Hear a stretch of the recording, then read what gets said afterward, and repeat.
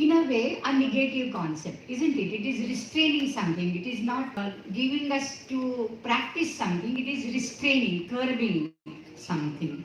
And interestingly, out of the 5 yamas prescribed by Patanjali, 3, ahimsa, asteya, and aparigraha, also talk of negative concepts. I mean, they are with a negative particle, they are framed, and only brahmacharya and satya are the assertive and affirmative principles, so to say. In this connection, I think it is interesting to see what these 5 yamas are. Are there only 5 yamas? Vasishtha Samhita says, no, Yoga Tattvopanishad says there are only 2 yamas, ahimsa and mitahara. Patanjali prescribes 5, whereas Yogopanishad, Hatha Yoga Pradipika, Jabala Darshanopanishad and Trishikhi Brahmanopanishad, they prescribe 10 yamas. Not 5, but 10 yamas. And these 10 are Satya, Himsa, Asteya, Brahmacharya are there. Aparigraha is not there.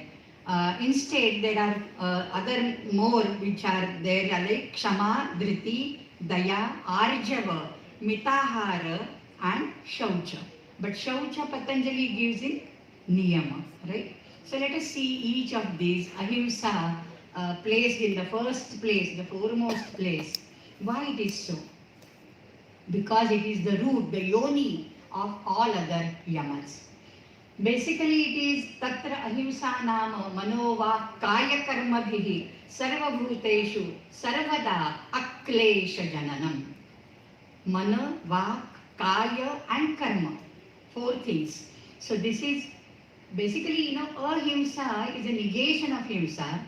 Himsayaha abhavaha, himsayaha viruddham va, himsetaradva. There are 3 meanings of that that 9 akara. There are 3 meanings.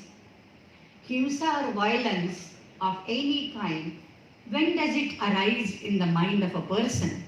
When he is perturbed, when he is restless, and when he is dissatisfied and angry, and he loses faith in himself, then he wants to harm others either by his words or by physically, by some weapon or emotionally, So when he is disturbed, then he thinks of ahimsa. And therefore, if he sees that oneness amongst all, he neither grieves nor gets deluded. Yastu sarvani bhutani atma eva anupashyati sarvabhuteshu cha atmanam tato na vijigupsate. Then there is no vijigupsa, there is no hatred, there is nothing of the sort. And then the himsa will also not come.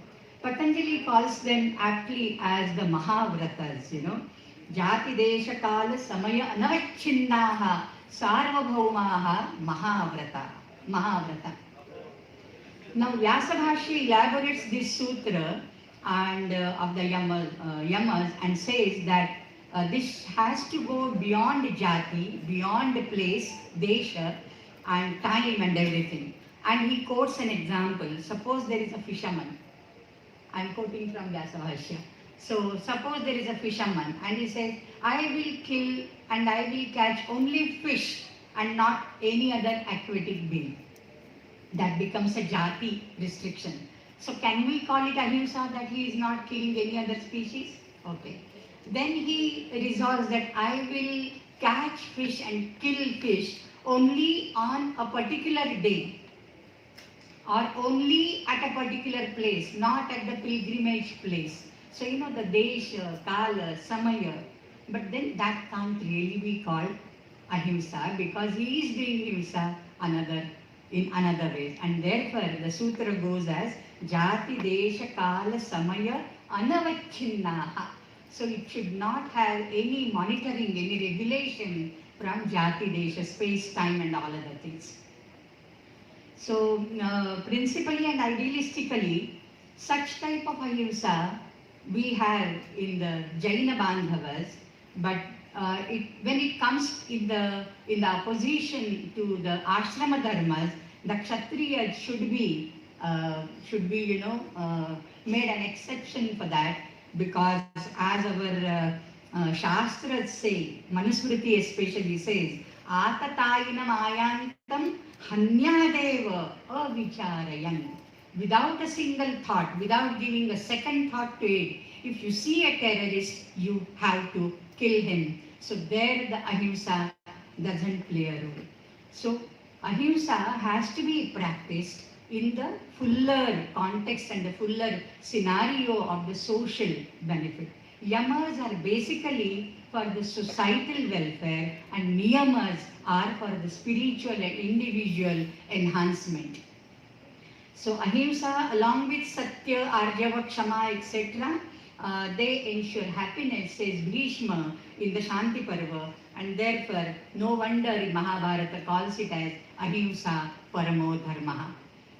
Now satya is, I won't go into the nirukti, otherwise, santam artham ayayati iti satyam. That is what Shakatayana says, records Niruktakara Yaskacharya. It is defined as speaking the truth through, again, mano, vak, kaya, karma, bhi, body, mind, words and deeds, for the welfare of all the beings. And therefore, satyam bruyat, priyam bruyat, na bruyat, satyam apriyam. If it is apriya satya, we should not speak of it.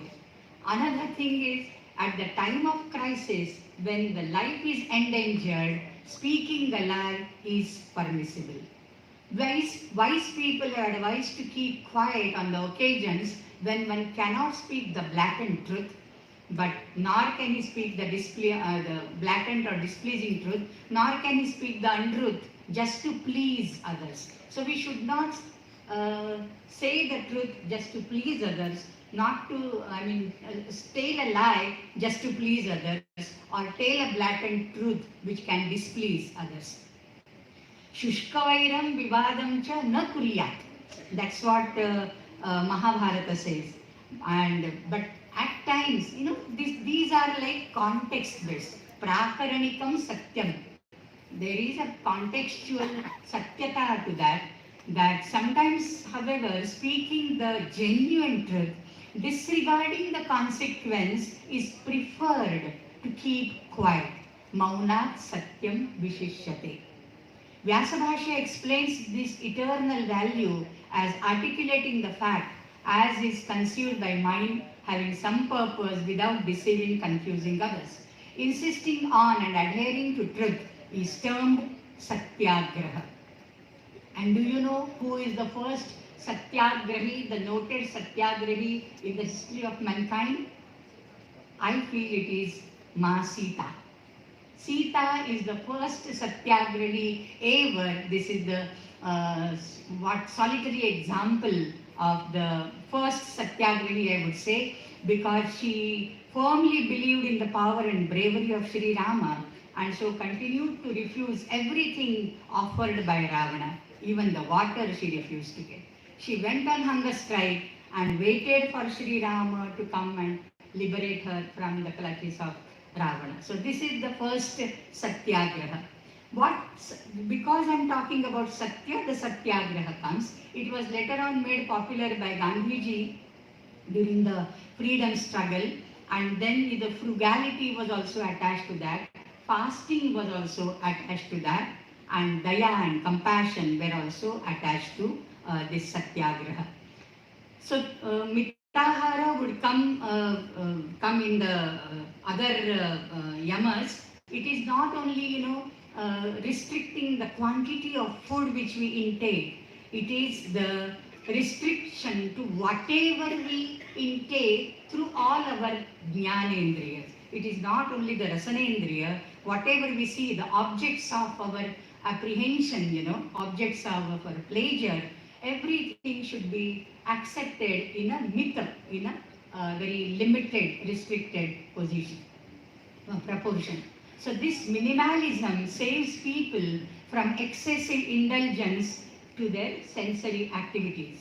And when Satya gets rooted, firmly established, whatever such a person says becomes true, says Patanjali. And accomplished yogis, we know, they have acquired this power by their lifelong practice of speaking the truth. And Vyasa Bhashya says, Amogha asya vag bhavati, dharmiko bhuyaha iti dharmiko bhavati. Right? So that is what the power a person gets, a yogi gets. Asteya again is non-stealing. Stena is a chaura. So asteya is non-stealing, not having desire for others' belongings. And this is not being greedy or envious and not vying with each other for material wealth. On the other hand, this virtue brings in contentment. So the santosha is a byproduct of this, which is a step towards the highest. Commentary explains further that asteya would include not collecting more than needed and sharing one's possession with the needy. And this finds an echo in the Bhagavad Gita, Yo bhunte stena eva hisaha, right? And it goes back to the Rigveda, to the Dhanannadana Sukta or Bhikshu Sukta, which says, Kevalabho bhavati kevaladi. One who eats alone, one who enjoys alone is the sinner. So you have to share it with others. One who doesn't share, na sa sakha yo na dadati sakhe. He cannot be called a friend if he is not sharing it with another person. Now, if it is so, then what is the difference between asteya and aparigraha? That will be a question. So they look alike and are followed by vrata as a vow, but little difference is there. Asteya denotes not taking anything without the knowledge of the other and without any purpose, whereas aparigraha, however, is not accepting anything from anybody, be dispassionate and detached to worldly things. So this is a higher quality than asteya, which makes a yogi almost omniscient, because asteya parigraha sthairye janma kathanta sambodhaha. Patanjali says, if you are rooted in asteya, if you are rooted in aparigraha, you can remember your past lives as well. Asteya pratisthayam sarva ratnopasthapanam. You can get all the ratnas, and the ratna could be not only the gems or the jewels. Jatau jatau yad utkrishtam tad ratnamityavidriyate. In that Vakhya, you can be the possessor of whatever is the best in the world. Now coming to brahmacharya.